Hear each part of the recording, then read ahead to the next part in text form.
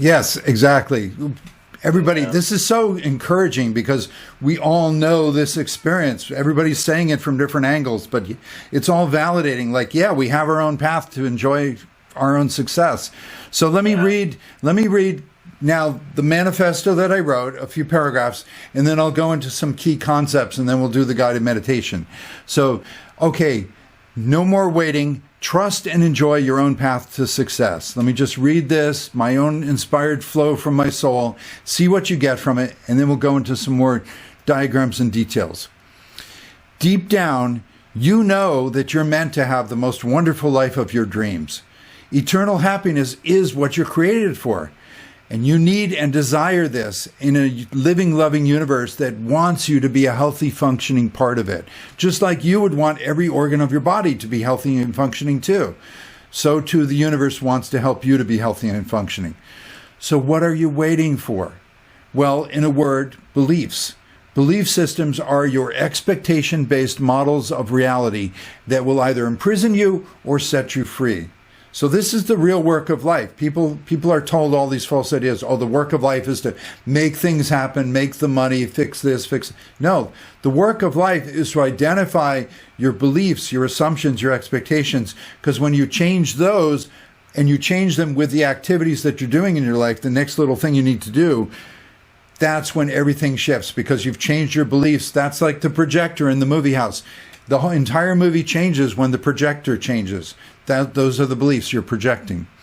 So most people are waiting for something to first get better in their outside life, and then they think they'll be happier. They believe they need more money, love, health, world peace, something, and then they will be able to do what they enjoy. But that waiting is a trap because beliefs don't just change by themselves. They only progress. Your beliefs will only become more of the same pattern. You got to change your deep underlying pattern. So that's why the world has gotten so much worse when we thought it should have gotten better by now, right? I mean, there's so many good things that humanity can do and has done. Why isn't the world a better place? Because we're still, each of us, holding on to, in our own ways, certain negative beliefs that have only keep getting worse. So some things have gotten better, but some things have gotten worse. Those are beliefs to let go of. So that's why the world has gotten so much worse. The need and desire are growing for a deep change that will never start outside of yourself. It's a deep change within the self. And the problem out there only shows, it's a mirror. The problems out there show that we haven't changed yet. And to be clear, I want to say this. A problem is something that you personally feel. It's not what other people are telling you. Oh, you should be doing this. You're a problem. If it's not a problem for you, it's not a problem. Experiencing problem is a very subjective thing.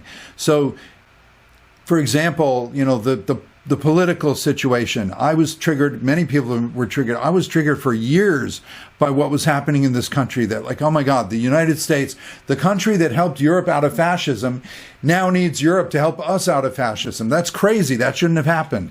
That triggered me so much. That was such a problem. But it was a subjective problem. I could rant and rave with all the other people, but that didn't do anything. Everybody has their own subjective problem to work through. I've done so much inner work that I no longer react to it as a problem. Oh, I can still read the headlines, but I have a very clear sense that those people are in their own energy, in their own reality. It doesn't have to affect me anymore. So you can actually be in the same reality where something was a real problem and really triggered you, really was a problem yesterday, but you did the work, you shifted yourself. Now the same situation is no longer a problem. You are not triggered the same way. I call it a problem approaching versus a problem receding. I now have a lot of receding problems in my life. I still see the issues out there, but I don't feel connected to those people. I don't obsess on them. I don't feel triggered by them. I know that they are receding problems. They are leaving my reality. That's what you want to get to. It's a sense of you are working with your higher self, your soul, so much more because you've chosen them instead of the problems. Now the problems are leaving. You don't feel reactive and connected to them anymore. That is a real state. That is not denial. That denial is when people take a shortcut. It's like, oh, it's such a problem, so don't talk about it. Don't, you know, if you're running away from things, some kind of survival reaction we'll talk about, that shows that you still got the problem to deal with in yourself. So I'm just making a pitch, a validation for you can get it to a state of you are in your own flow. The world didn't have to change. You changed. Now things are not a problem the way they used to be. So join us this Sunday, July 26, 2026, for a free mind unlocking talk on how to rethink your approach to life so you can be the happiness that leads rather than follows the reality. There's nothing wrong with having your reactions to the outside world. The problem comes with reacting endlessly. What you do with your reactions makes all the difference. Whether you keep feeding that loop and keep reacting, or whether you get out of the reactions by having a deeper response, changing in a way that's right for you. So the reacting endlessly, that is what most people do as they wait for reality to change, wait for reality to become better, and then they'll have their good life. Never works that way. The waiting doesn't have to even look weak and positive. We can say like, oh yeah, you shouldn't wait, you should do stuff. Oh, there's lots of people who are waiting, but they're actively waiting. They're doing busy work, very impressive busy work, but they're in the same pattern. They'll never succeed. There are a lot of people who are doing a lot of actions. They are useless, futile actions, and you can tell they're frustrated. People are frustrated around them. For example, many people are actively fighting to change the world and other people. But that's a basic pattern that will always fail because that's just not how life works.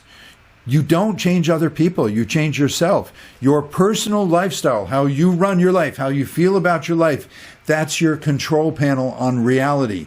Reality is matching you by the law of attraction. You will meet and you will notice, you will react to the things that are inside of you. So that's where a problem becomes receding. I handle the problem in myself. If there are still people out in my world dealing with that, I'm not triggered anymore. I don't have to save them, fix them. I'm not threatened by them. I fixed it. I know that they are leaving my reality. You can actually feel the law of attraction working for you. People who are like, oh my God, law of attraction, I got to stay in a really good high vibe. I got to program my subconscious. I got to do the right meditation. I got to eat the right diet. No, those are people who are reacting, trying to force their reality to be the right reality for them to change. It never works that way. You don't have to be a perfect person. Just be yourself where you are right now. Deal with what's coming up for you with deep self-acceptance. That changes everything. So, your personal lifestyle, it's like your own spaceship. Just think about like how you run your life is your spaceship that will take you through the multiverse, the map of all the possibilities, including all the people who exhibit different lifestyles. So rising pain and frustration, your emotions, that's your sign of what's really happening for you. You may look good, you may be impressive, you may be very actively busy work, but there are a lot of people who are doing busy work to numb themselves. If they stop and they would feel their pain and frustration, that's their true emotional energetic state.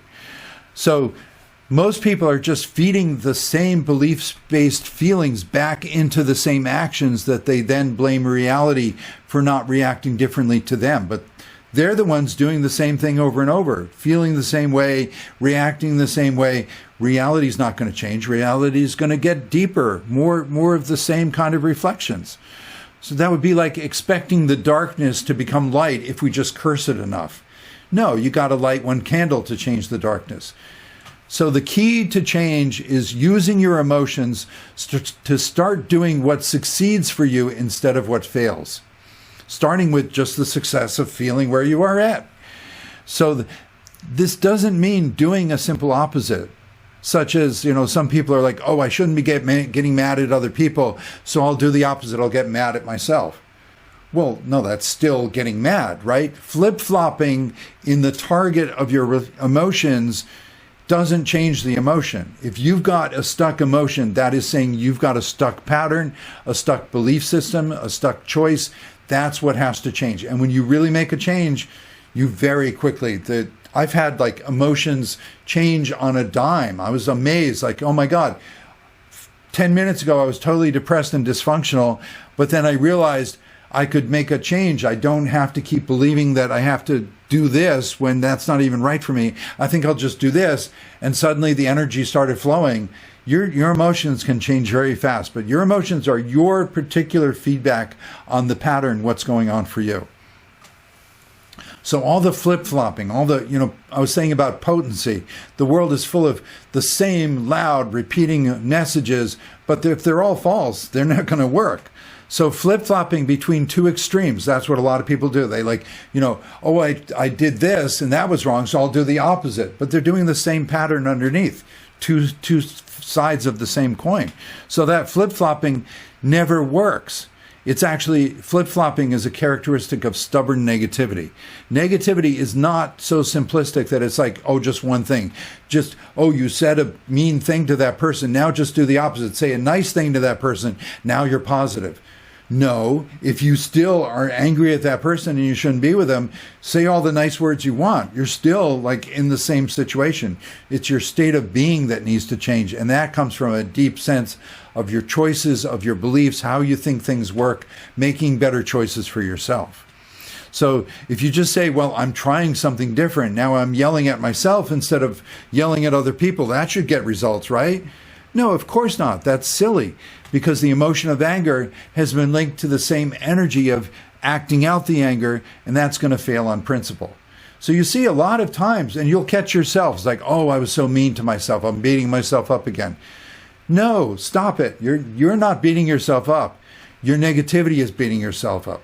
Negativity is all about unaccepting people, making them wrong, making them bad. If you have thoughts of that stuff, that's not the real you. Separate it out. That's my negativity. I need to stop thinking that that's me. Stop identifying with it. Start feeling the feelings of a true, innocent human being who's feeling the effects of those negative beliefs.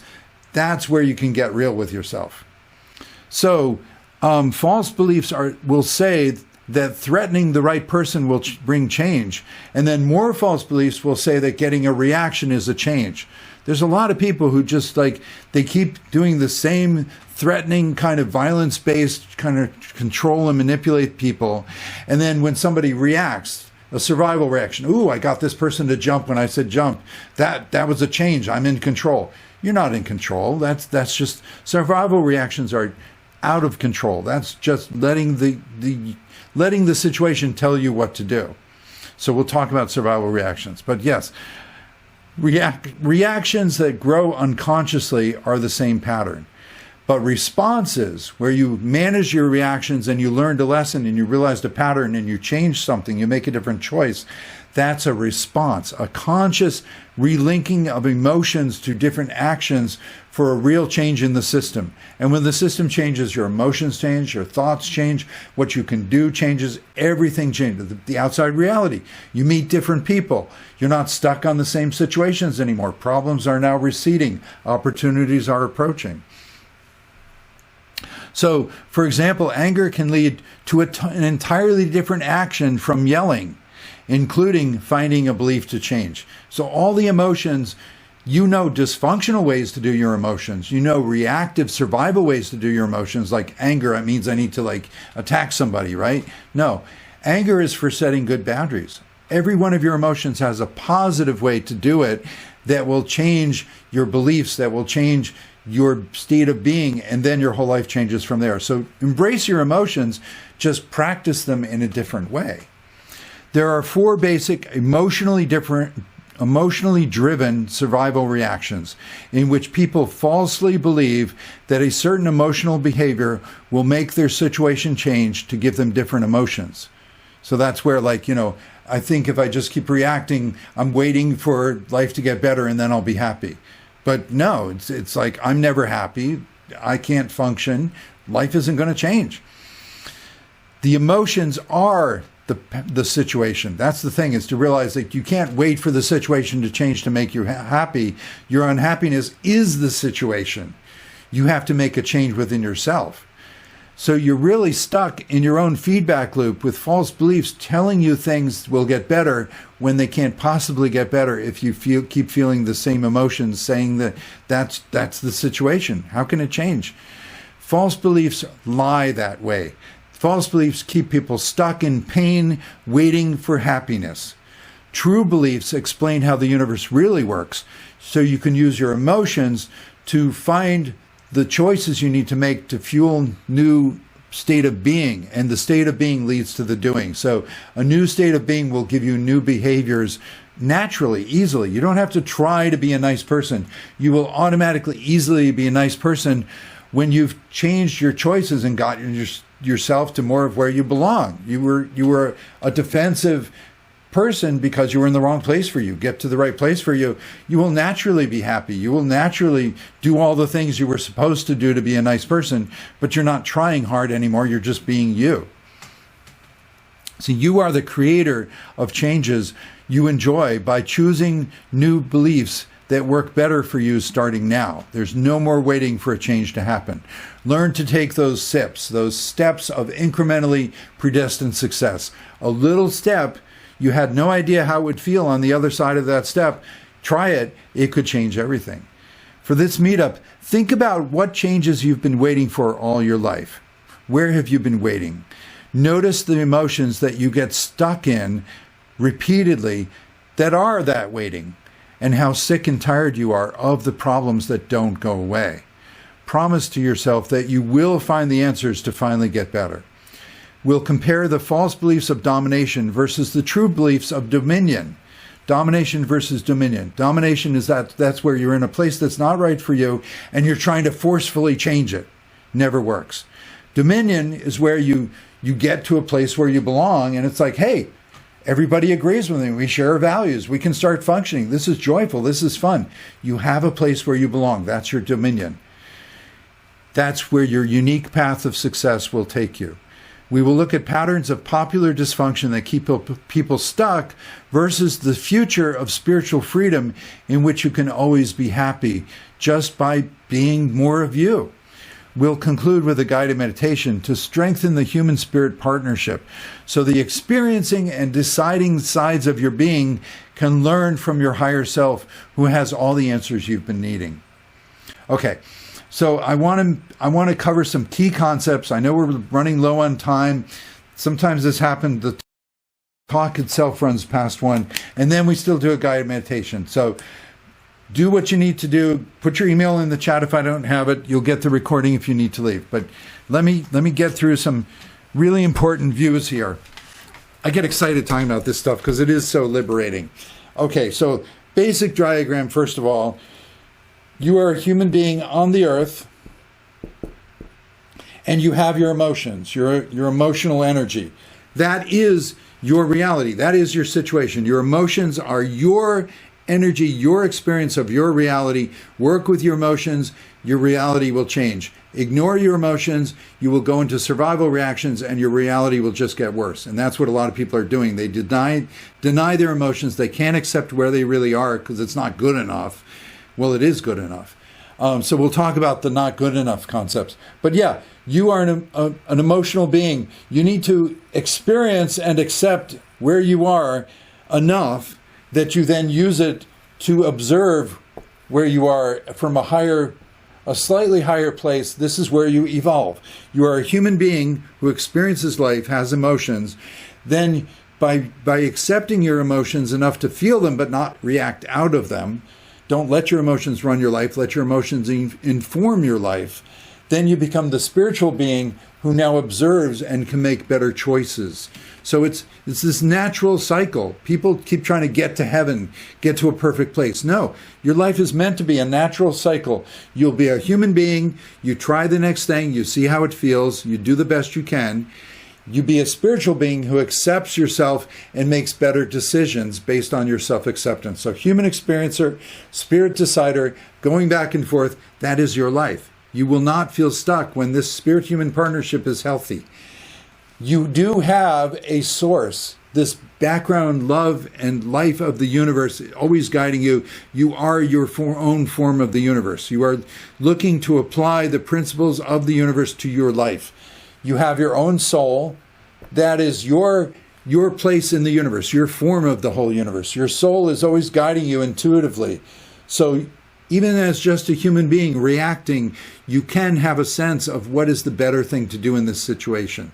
So even if you have survival reactions that like, oh my God, I'm so angry, I want to kill someone, you can have intuitive guidance like, well, I'm not going to kill someone. You could be so depressed, you're suicidal. Okay, I want to feel the fact that I'm there, but I'm not going to actually kill myself. You want to have that sense of like, you love yourself from a spiritual position enough to guide your human being to not be alone, to not have to give up. So when you work in the spirit-human partnership, you now have a higher view. You can start seeing more of the structure of the universe. And there's a basic structure of 4 archetypal levels. We can relate to them as human beings. All beings can relate to it. You have some kind of, well, physical for us, but some kind of incarnation, some kind of vehicle of your choice, this being that's going to try the next thing you've decided to try. And then you have emotions, the emotional level, that's your energetic read on how well did that choice work for you. And then you have a mental level. This is, at first, it's just your thoughts on the situation, but it's actually deeper. It's the thought patterns. This is where people say, like, everything is just thoughts. Your thoughts create reality. Actually, no, your thoughts don't create reality. Your beliefs, your fundamental choices, your models of the universe, how you think the universe works, those are your belief systems. Those create your thoughts that then create your reality, and you have emotional responses to your reality. So use your emotions to you're always looking to dig deeper into your thoughts and feelings to find the basic choice patterns you've made. This, at first on the spiritual path, this can seem like a drag. It's like, oh God, am I always going to have to process everything? I remember this one friend of mine was saying like, yeah, I've learned that, she's looking for the right partner, the right mate in life, and having lots of ups and downs in the dating world. And she's like, okay, I've learned that, even though I don't want to, if I just take some time with myself and process this, I'll come up with a better approach to then talk to the guy and try to get him to do the right thing. And I was like, no, it's like you're halfway there. You've learned that inner work is the right way to go, but then you're still using outer work to try to be a better convincer of other people. It's like, no, find that your inner work is everything, because then you'll be able to change the patterns. When my friend really enjoys her inner work and stays with the inner work, keeps doing the inner work, she's not going to make the choices that get her to the same kind of dysfunctional date scene. She's going to fundamentally realize like, oh, that's the kind of person I've been with before. I don't choose that person. Let me try something new. Oh, the universe gave me like, this person's really different. Let me try this. Ooh, this works better. So life is really just a journey of changing your belief systems at this level.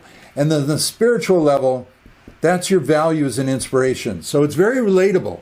You know what excites you. You know your sensitivities, your values, your ideals, where you would like the world to be a better place. That is real. And that, even if those ideals, the whole point of ideals, you're meant to have things that will always guide you forward. You're meant to have dreams and desires that aren't here now. Don't let negative beliefs say like, ooh, you ideally want this, you should have it now, you're a loser that you don't have the ideal relationship, you should have had it years ago. Look at those other people, they have the ideal relationship. Says who? You're not them. I'm sure they have their issues. But no, let yourself have ideals at the spiritual level that always guide you forward.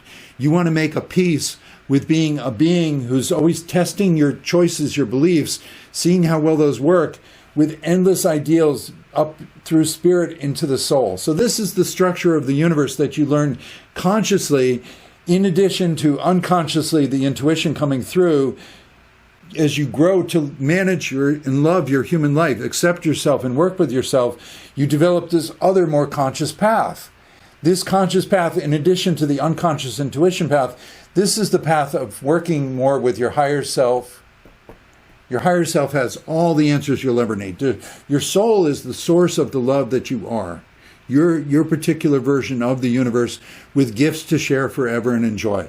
Your higher self is more of a personified you, a personified soul. It will guide you. It will always have the answers you need. It will always mentor you, guide you. A lot of people are looking for the perfect mentor, the perfect solution, the perfect whatever. They're looking for their higher self. And then outside resources could be used by their higher self. So you can have experiences of somebody or some situation being the perfect answer, the perfect guide. But if you cling to it, you're missing that your higher self was using that situation. Your higher self is abstract, but it's real energy. And then your higher self gives you your future self. That's the next you around the next corner.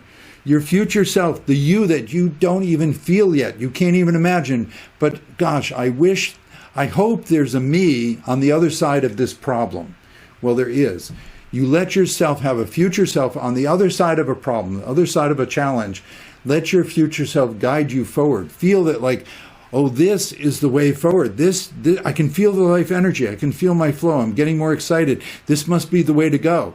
Even if it's illogical, you're kind of zigzagging logically. Like, first I worked a little on this, but then it got me into a mood to do this. And then a new opportunity came up over here.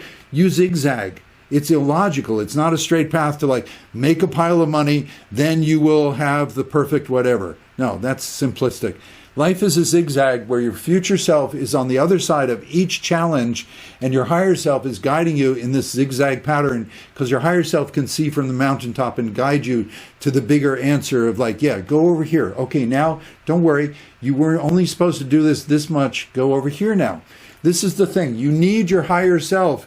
Without your higher self, you are going to fixate on very simple problems and answers. This is a problem. I just need to do this until it's perfect. You'll never be perfect. This is why you'd never feel good enough, because you're not working with your higher self. Your higher self is the part of you that will say, okay, now do this. You feel excited. You feel inspired to do this. The opportunity came. You need some of this. Let's do this now. And then your higher self is the one that will guide you how much of that to do. You're not doing this to be perfect. You're not doing this to impress anyone else. You're doing this to shift your personal energy. Your higher self is the one who that you surrender to when you're tired. I did this as much as I could. My negative beliefs are saying, oh, I'm not perfect. See, I'm a failure. I could never make this work perfectly enough. There's always somebody who did it better than me. Your higher self is the one that says, beautiful. You did your next step. Now just let the energy flow. Let me guide you to the next thing. And it'll not be logical. It'll be like, I was working on this.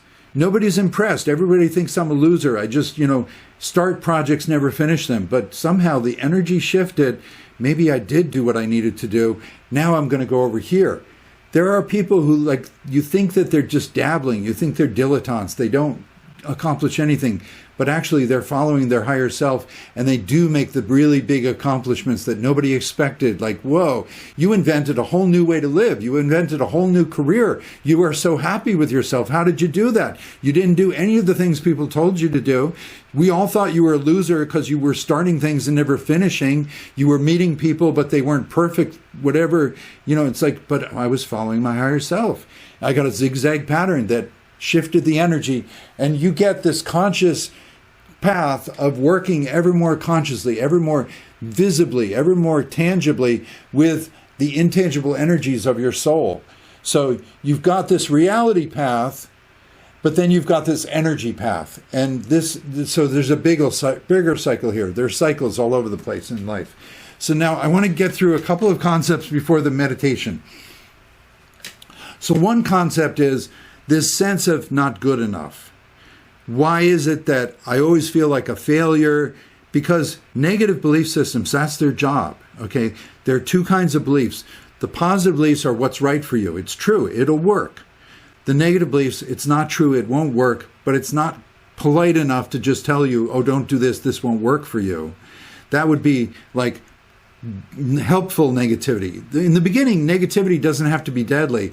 Negativity can simply be no. What to say no to.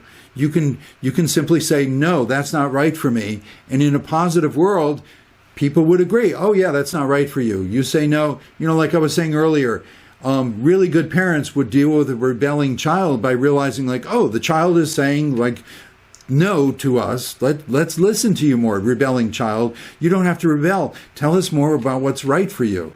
So in the beginning, negativity is just a supportive world that you feel what's not right for you. I just say no to this. I say yes to this. That's a positive world where negativity is just finding your own path. What's right for you to do, what's wrong for you to do, feels wrong, doesn't work right away. You realize I need to say no. We're in a deeply negative world, however, and that's the challenge of Earth. Earth is not like the dregs of the universe. It's not a bad place. It's not the armpit or butthole of the universe, like some people say that to try to make themselves feel better by putting something down. That's a basic trick of negativity. I don't feel good, but let me try to make something else even worse than me, and then I'll feel better. No, you won't feel better because you were a little devil making everything bad. But the way life really works is to appreciate Earth is an advanced school.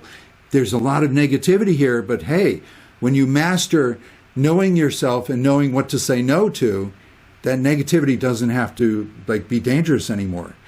Earth will rapidly become like a bunch of big neon signs that say, don't go here, don't go there. Dictator over here. You don't want a dictator, right? Yeah, you don't go there.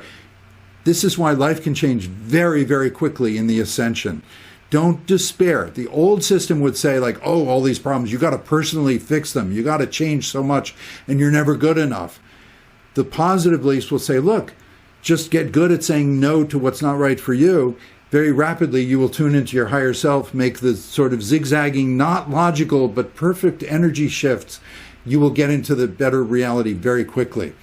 So what happens, the big picture, you want to have a sense of why you came to Earth, why you have problems, why you made the mistakes you made, why you have negativity in your life, because it's true. Your emotions tell you the truth. You do have traumas.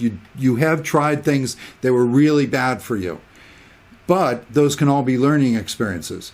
The bigger picture where you can feel good about yourself, you're not a masochist, you came to Earth for a reason. The bigger picture is that at the soul level, at the higher self level, you saw Earth is a really challenging place.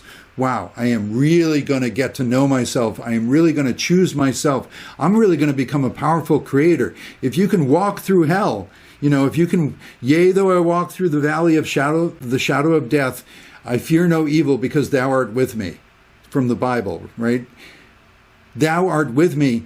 I'm with my higher self. I'm with my soul. I know myself so well. I don't have to fear anything. I can walk through hell. I can walk through the valley of the shadow of death. The shadow of death. It's not real death. It's just all these shadow fears that I don't have to buy into anymore. So at a higher level, realize you chose Earth as a challenge for you to so deeply know yourself that you're not afraid of anything anymore. You know the right thing to do. So there are two forms of feeling not good enough, two basic directions of negativity here. So the first one is, first of all, you had to step out of the perfect harmony. You had to step out of heaven in some way. You had to start doing something that's not right for you. Earth, a problem place. It's not totally right for me to be in a really, war-filled, pollution-filled, suffering place, right? But you step into the Earth for a good reason. Well, don't forget your good reason. The false beliefs, they're going to say that you stepped out of the harmony, you stepped out of the heaven into a problematic life full of challenges, exercises, right? When you take a class in college, you do problem sets. It's not because the teacher is giving you a problem to get stuck on and put you down. The teacher is giving you a problem that you can solve. You can exercise your problem-solving abilities. Well, the false beliefs are going to say, first, they're going to say that the source doesn't want you back. Doesn't want you back. This is all the false beliefs that say basically they don't want you. You don't belong. You don't have a life. You shouldn't exist. All that stuff. It's a shame of being. The false beliefs of all the category of false beliefs that say basically the heaven doesn't want you back. You stepped out of the perfect harmony. You went to Earth.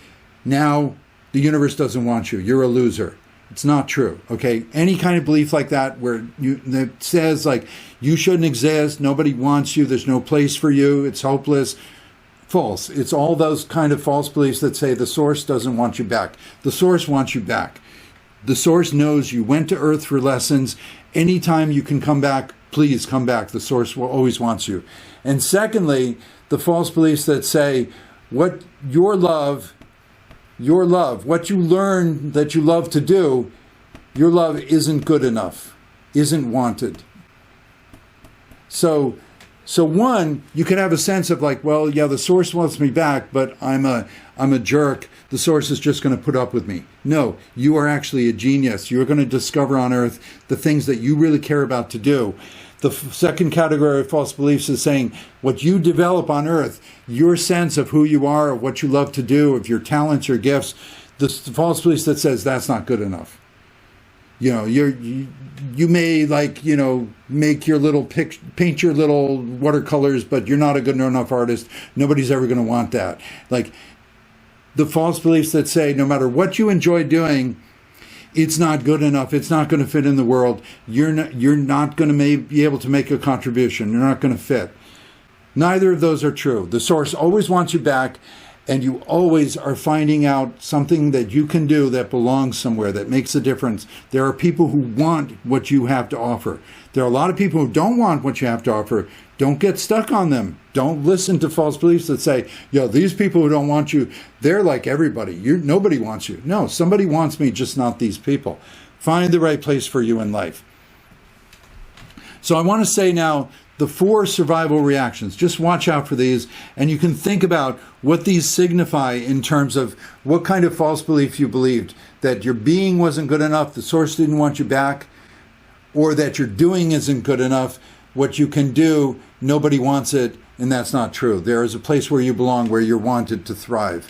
So the first false belief survival reaction is, actually, maybe we'll start from the bottom.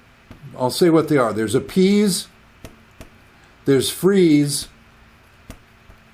there's flight, and then there's fight.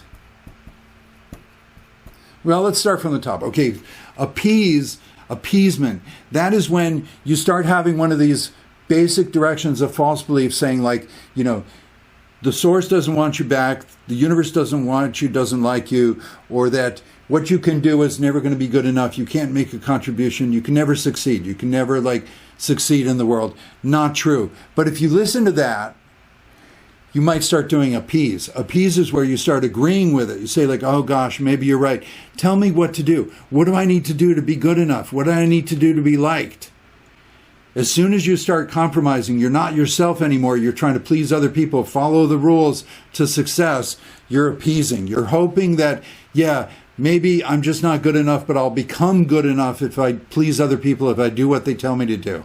That's what we all did as kids. That's what you were trained for as a child. You were trained to do the things they told you to do, and that will help you survive. You're just a little kid. You would die on your own.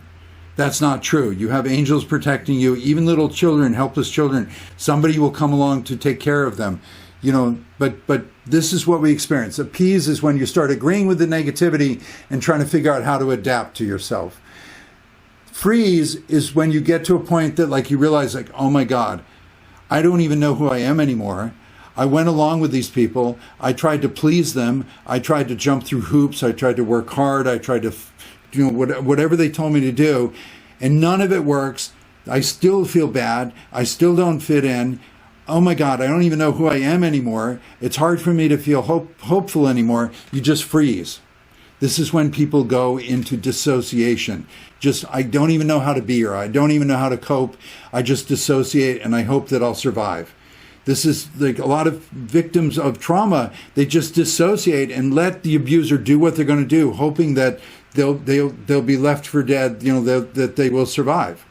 It is an adaptation, but freeze, you want to catch it. You want to notice like, I am freezing. I'm realizing like I can't even function here. It was a lie to try to appease, to try to go along with it. The sooner you catch the freeze, the sooner you can get back to the false beliefs and realize I just need to validate myself. The source wants me, I want me.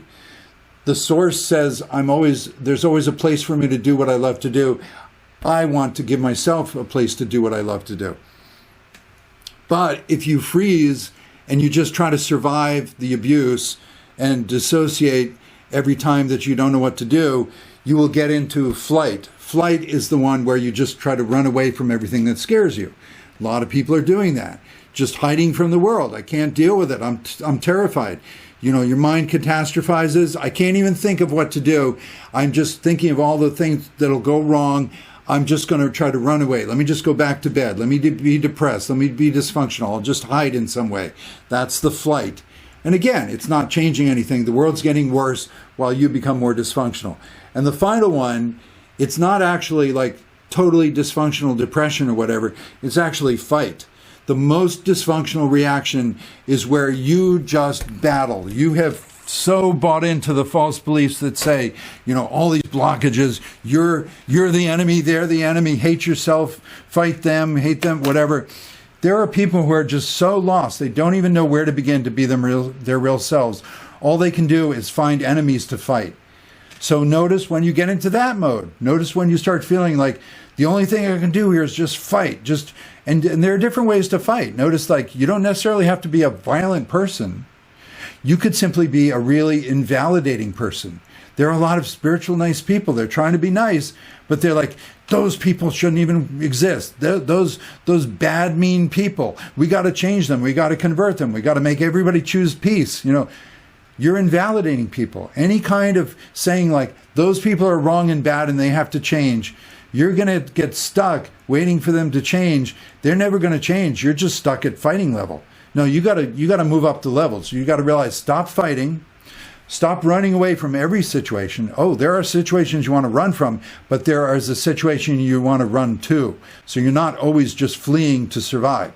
You get up to the level of freeze, realize, I'm actually in a good place, and I don't even know what to do. Don't be embarrassed. There are a lot of times when you get to a nice party and you realize, my gosh, everyone's here really nice, and I'm just tongue-tied. I don't even know what to do. Relax. Be yourself.